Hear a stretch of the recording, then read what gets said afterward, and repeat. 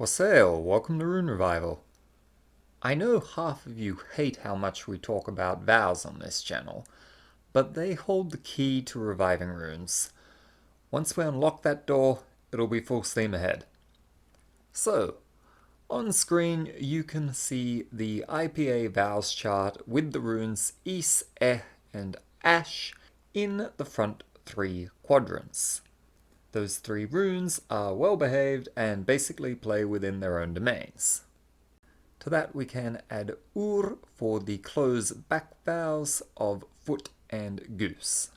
Historically, Old English only had front and back vowels, but as we discussed before, ethel was the back vowel in Proto-Germanic which fronted in Old English while staying rounded. That puts it closest to the schwa in the middle of the diagram.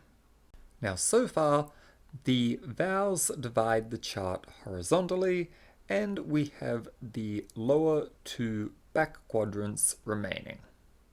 Wouldn't it be convenient if ors and arc divided those quadrants neatly between them like this? But unfortunately, they don't. Instead, they divide the backspace vertically. Ors covers the rounded back vowels, and arc covers the unrounded back vowels.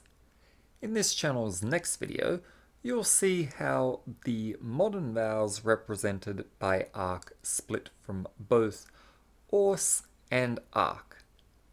Thankfully, ors is reasonably well behaved and generally covers rounded vowels in most accents. But arc has a problem. Since the strut vowel split from the foot vowel it's invaded arc's traditional space.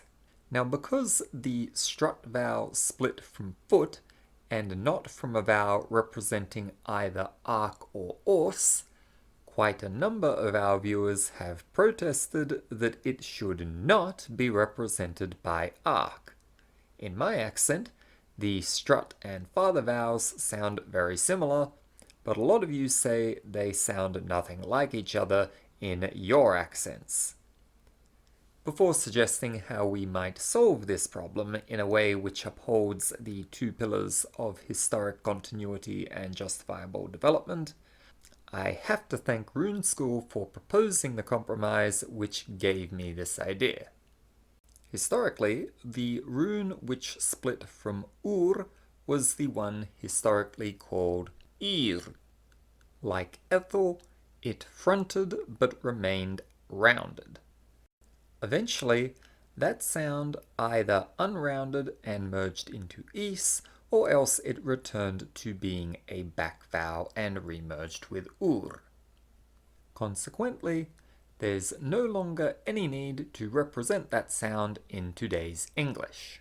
So, given how the strut vowel split from the foot vowel and moved downwards, would it make more sense for us to divide the chart a bit more like this? This division results in the 6 quadrants, roughly, each having their own rune, with ethel picking up the slack in the center, and ors still covering most of the rounded back vowels. Feel free to leave your thoughts in the comments. If you have any questions about how particular lexical sets would fit into this arrangement, watch our next video, which should be out within a day or so. For now, thanks for watching.